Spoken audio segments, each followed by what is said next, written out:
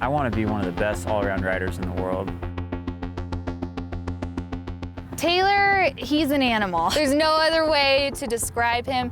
He has so much tenacity, so much ambition. He just wants to be the best all-around racer in the world.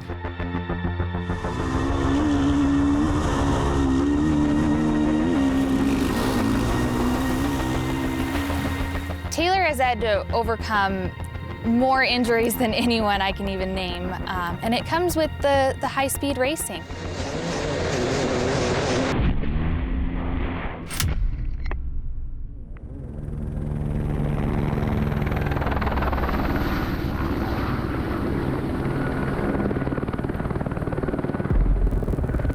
Just looking at it in my perspective, I probably wouldn't be riding motorcycles anymore. Like, he's come back from some really bad injuries and just picks it up just like that, like nothing ever happened. Honestly, the start of the year was pretty rough for me. I broke my face, more or less. I had surgery right away, and then 2 weeks later was the first Hare and Hound. 2 weeks after, I had 5 plates put in my face and was able to come out and win that race and actually felt really good. The very next day after I got all that hardware taken out, I was out practicing at the local moto track. Showed the kids the track we were riding, and one of them wasn't paying attention. They ended up, when I was out there moto, and they got on the track going the wrong way and hit me head on, broke both my arms.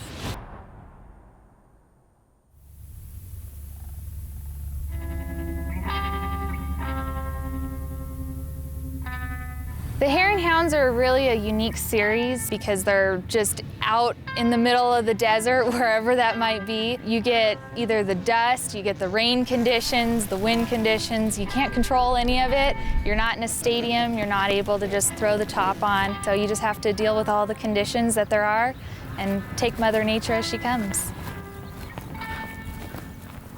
Everyone's afraid of the start at a Hare and Hound because everyone starts at once. It's called a bomb rush. Getting a good start at a Hare and Hound really sets the day.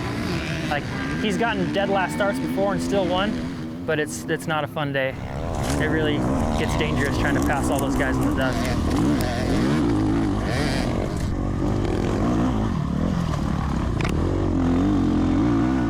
This was my favorite round last year. There's just a little bit of everything. We have some sand dunes down there, some cool kind of side-by-side whooped out stuff, and then a bunch of single track up in the mountains. So we go literally from sand dunes to pine trees. That's my favorite part about it, is just it's an all-around event.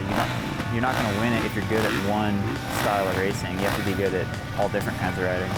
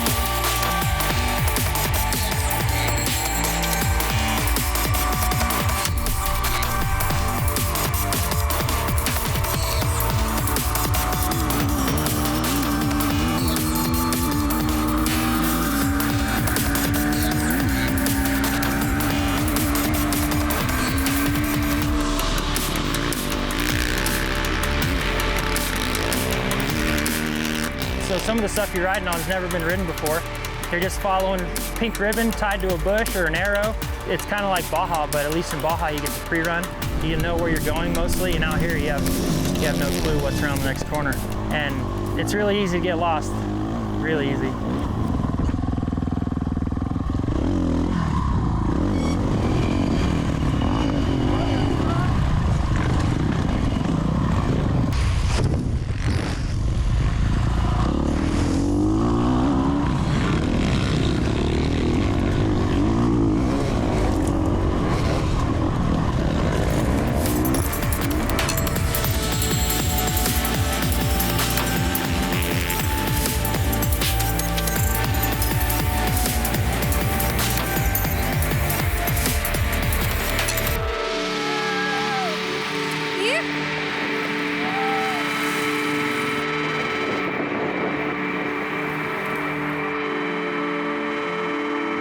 I let out my charge at the end and was able to pull away a little bit. But it was tough. That was probably the most intense Hare and Hound I've ever done, on top of, you know, coming back from 2 broken arms. So it wasn't easy. I really wanted to win, so I made sure I held on.